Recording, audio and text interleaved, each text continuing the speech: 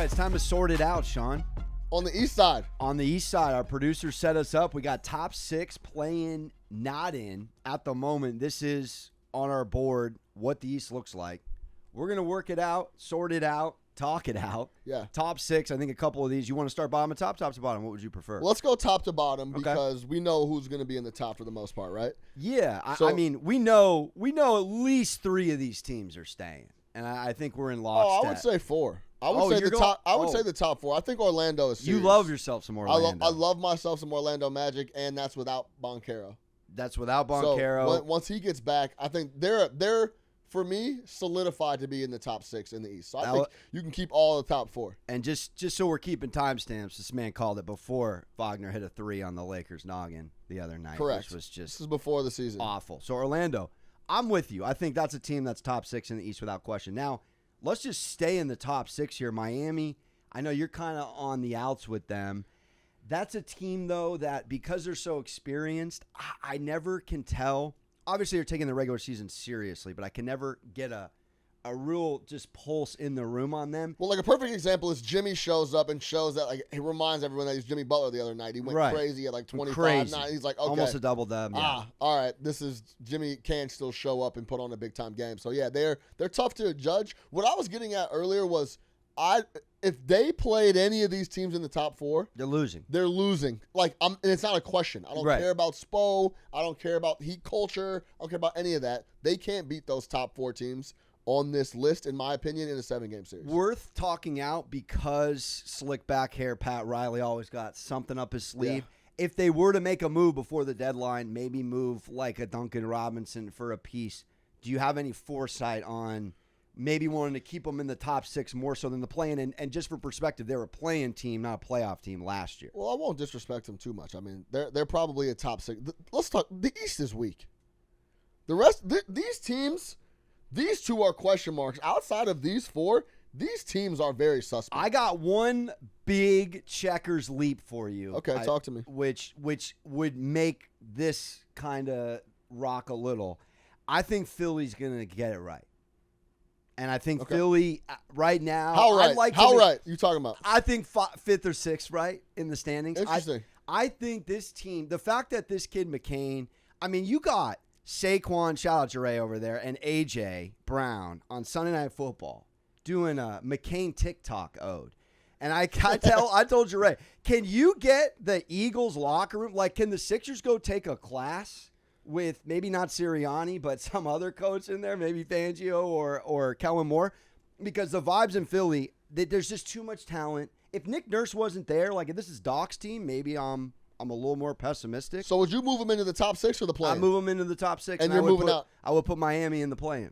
Okay. Can I get you to go? I'm not mad at that because let me give you some numbers. Yeah, please. So the Hornets to make the playoffs, no, -700. Wow. The Wizards to make the playoffs, no, -20,000. That's $20,000 to win what? A rack? $100. $100. Yeah. Oh my God, there's a comma in that. I did Raptors to make the playoffs, no, -2,500. The 76ers to make the playoffs, yes. Don't tell me they're plus money. -185 to make the playoffs. No is +150. So, but those are the records they're down there with. Their record is down there with the Wizards. So our first with official the Hornets. You're probably a little more organized. That game back in the day where you move the cars around. Sure. Like, try to get the car out. I feel like you're better at that than I am. So maybe do the official. I'll hold it. Oh, those magnetic push pins really help. Just plop it off, take it off, put it back in. There you go. Are you now? Let's talk Milwaukee here, because we got an Eastern Conference Finals team right now. As Sean makes Philly a top 6 club, just for the record, 5th or 6th. Are we pushing Indiana into the top 6 right now and Milwaukee into the play-in? Because that's a tough thing to forecast. Because Indiana's 10 deep. They're one of the deepest teams in the NBA. They're the number 1 offense last year. They were a top team in pace. Great with assists. They don't rebound particularly well. They seem to play D at the Fieldhouse and kind of fall off on the road. Yeah. Where are you with Indiana? Kind of want you to kind of convince me. Is it Indiana or is it Milwaukee? That's, to me, the 6th fringe team for this playoff breakdown right now. I got too much faith in Giannis to take them out of the top 6. So we're putting Indiana at 7 through 10.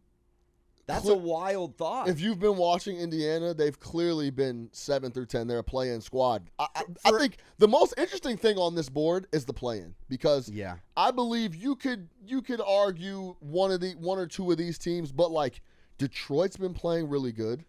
Fernandez has the Nets playing extremely hard. They got a double-digit win that they were double-digit underdogs against the Warriors last night. The Warriors on a back-to-back. They play extremely hard. They are just as deep as anyone else. The only thing here is that they have a lot of guys they could move for future value. And they're known to do that. Cam Johnson can be moved for picks, and he could go fit into a lot of squads. Cam Thomas could go fit into a lot of squads. Schroeder had 30.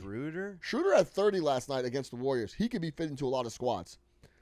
So, by the way, they have 7 playoff teams from last year, either more wins or the same wins as them. 5 in the East. They have 5 teams. They have the same record or better than Brooklyn specifically.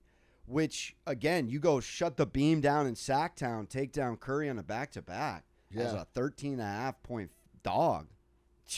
Are we? I mean, you said something I almost don't want to glance over. One of the deepest teams in the NBA, and I don't think you're wrong. The only thing they don't have is a star. Brooklyn Nets play like 11 guys. Like you put Giannis on the Nets, are they better than Giannis on the Bucks? With a couple Middleton, Lillard, glamorous pieces. Like give them Schroeder, Dory, Smith. Yes, insane. This is just. It's like you don't want to get excited about Brooklyn basketball. Giannis to Brooklyn. So wait, so to that thought, since this is supposed to be the playoffs, what it looks like, would you think about putting the Nets in the playoff spot if there was a move to be made, or another one? I mean, I guess if there's a move to make, then you probably you almost castle the Bucks and the Nets if they trade. You're my guy, so I'll back you on the Sixers.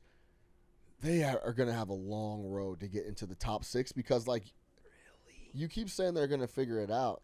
I'm not so sure as they long are. as I don't know that they are. Podcast P can stop podcasting. So it's interesting because, like, of these 4-5 play-in teams right here, I don't know who I would peel out of this play-in slot. Let's do it piece by piece then. Tell me where you're at with the Bulls. And I told our guy Pete, who's also from Chicago, I'm sick of these trade rumors. Every NBA Central Legion Hoops third day. It's Levine on a Monday. It's Vucevic on a Tuesday. It's Patrick Williams for the 19th time in 6 weeks. Are we in on these pieces? Are we trading? And because we can't make a decision on Chicago. Like if they didn't make a move, they're a playing team. I believe in them. But what do you think? Is this the year they actually trade Levine? Maybe trade Vucevic? What the heck is going on in Chicago? A question for. This is a top 5 sports city that's driving us nuts. That's a question for ownership. And are they as cheap as the McCaskies over there? Don't tell me. I can't do it. I can't do it 2 times in 2 weeks. Ask White Sox fans. They'll tell you how cheap. Pete, how cheap are the Bulls compared to the Bears? Worse or better? Well, Sean just told you they own the MLB team that just set a record for losses in a season. So they no low is too low.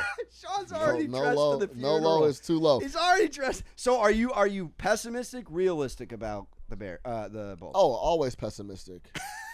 Without question, the fact that you let DeMar DeRozan walk for nothing, and he's not even working in Sacktown. DeMar DeRozan letting him walk for nothing was stupid. The Josh Giddey addition doesn't make sense because he's a point guard that can't play it late in the game because he flat out cannot shoot. He just can't shoot. He's on the floor. He can't shoot. We're turning this into so like there's a lot of question marks. You give up Caruso for essentially nothing. You could have got a lot more for Caruso. You literally are breaking this. This is actually soul-crushing. DeRozan and Caruso are on. You let Andre Drummond walk for nothing. You could have moved all these guys and Vooch and Levine and reset the whole thing. They moved the wrong 3. They didn't move any, and then the people they moved, they didn't get enough for. And then you haven't moved on from Lonzo Ball for whatever reason. Like I think you can cut bait there and figure that out. I feel bad for him. His body broke down and his knee, the microfracture and all the other surgeries. He was having trouble walking up the stairs for a little bit. Like he's never going to be able to come back and run the number 1 pace in the NBA point guard, which is the ball that they're playing right now. But so I would leave the Bulls in the play-in spot because throughout the years, Reinsdorf has the extra game you may get in the play-in is worth money, and he seemed to have valued that. I'm not kidding. I know that's So- you've broken that down. That's a sick thought. If I had to peel someone Sick. out of the play-in, I'll take out Detroit. I'll take out Detroit Let's take out Detroit. without question.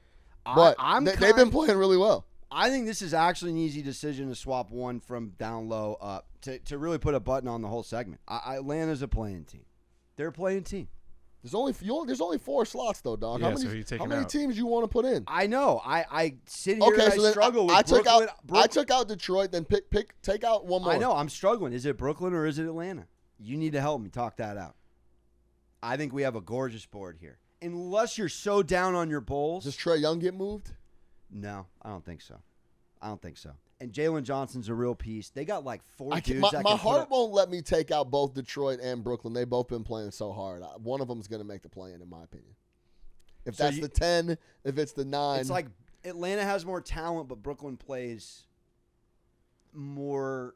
They do the little things better than Atlanta. But Atlanta's one of those Jekyll and Hyde teams that, I mean, they can score with anyone. It's tough because without DeJounte, it's a new team from last year, so you still don't even fully have. I don't have a read on Atlanta yet. And is Brooklyn playing above sea level? I mean, we're doing this off of a sweep. What about this? Oh no. Is Atlanta that good? No, I mean, if anything, you go with Indiana up here, Sixers back down, and then bump either Brooklyn or What Chicago. about this? I just spiked the mic, dude. I don't know, man. Now I'm sweating. You got Philly out. All right. Tilt that forward. What about that? Philly out? I kind of like that. I like it all, except Philly's not a bottom 5 Eastern team. You're letting the TikToks Have you been get watching? you.